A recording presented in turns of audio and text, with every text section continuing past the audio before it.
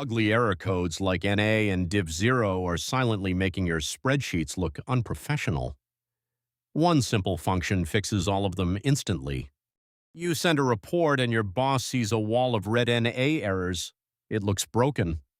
You waste time manually hunting down every single formula that failed. Here is our lookup table. Column C shows errors where VLOOKUP could not find a match. Click the first empty cell in column C to start fixing this now.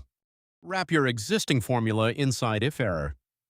The first argument is your original formula. The second is what to show if it fails, like the words not found. Press enter and drag down. Every single error is gone, replaced with clean text. Your report now looks polished and professional in under 10 seconds. You just turned a broken report into a clean one in 5 seconds flat. Most Excel users still delete errors by hand. Subscribe. I post a new time-saving trick every single day.